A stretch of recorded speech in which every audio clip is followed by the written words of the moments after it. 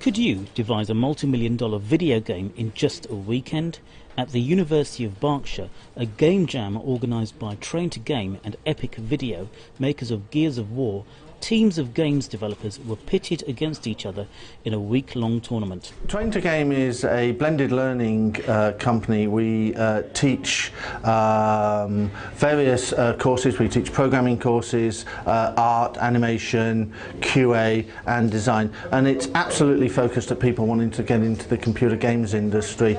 It's an alternative to going to university. Certain people's, their lifestyles don't allow them to go to university. They're married, they've got 2 kids, and this allows them to study at home in their own time. It's flexible, it's affordable, and what's more, that they can study at their own pace as well. One of the most important things that anybody who wants to get into the industry can do is show their proof of ability. Proof of understanding, you know, the ability to tick boxes and answer questions is all very good, but what's most important is the ability to actually show what you can do. And Game Jam gives our students a chance to work on a live team and produce a product from start through to finish. And although it's only a 48-hour period, over that period they experience the same team dynamics, the same development process as they would on a much larger process. The prize today coming out of here is we're looking for four teams, 4 sets of finalists to go forward to the Gadget Show live at the NEC,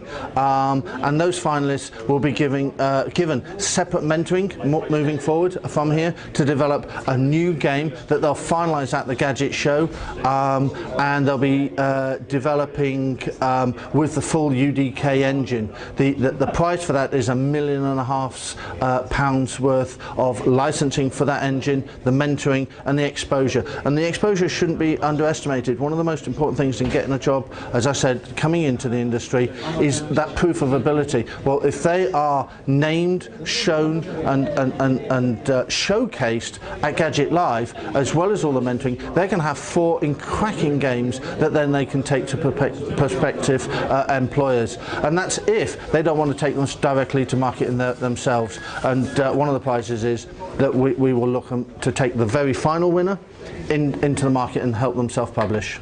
Well, it's excellent to have game jams for students who are studying games courses because it gives them an opportunity to have a real hands-on experience about developing video games. It puts them under a great deal of pressure over a 2-day period, and it also means that they have to work together as a team, put their practical skills to play, and also to really develop their soft skills, working together as a cohesive unit.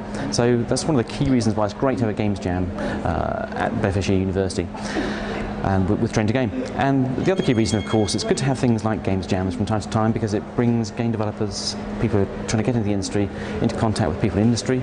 They can make connections and hopefully in the medium term get jobs in the industry as well. And I suppose the third thing I would emphasise, it's great for game development studios throughout the UK to know that games jams are taking place because this is all part of the students' development. It's all part of their process of developing their skills and becoming better potential employees. So it's a real triple win for the UK games industry.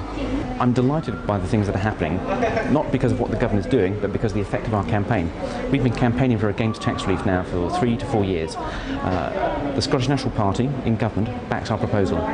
Labour Party politicians back our proposal. And just before we began this interview this evening, I understand the leader of the Conservative Scottish Party in Scotland has come out in favour of games tax relief.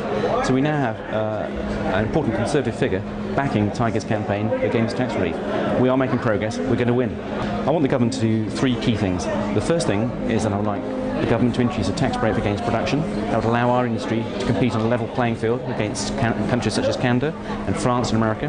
The second thing I would like the government to do is to introduce a creative content fund which will provide additional finance for game developers. And thirdly, I'd like the government to make the research and development tax credits more generous. And that wouldn't just simply help with the games industry, but help all those technological businesses throughout the UK. So those are the 3 things I want the government to do. The games industry is important because it's a real industry. People still think it's about playing games. It's not about playing games. We make games. The computer industry actually makes more money than the film and the music industry together. People think of those as real industries, but the games industry, they still think of it as something that people do in their back bedrooms. It's not. It's a multi-billion-dollar industry right now, and you know, it's expanding all the time. Yes, we're in a bit of a recession. Yes, it's difficult times for some people, but it's a lot less difficult in the games industry than it is in, say, the steel industry or somewhere else. And there's never been a better time to get into the industry right now. Right now, for less than £1,000, you can start your own studio. You couldn't do that 5 years ago. It's great times.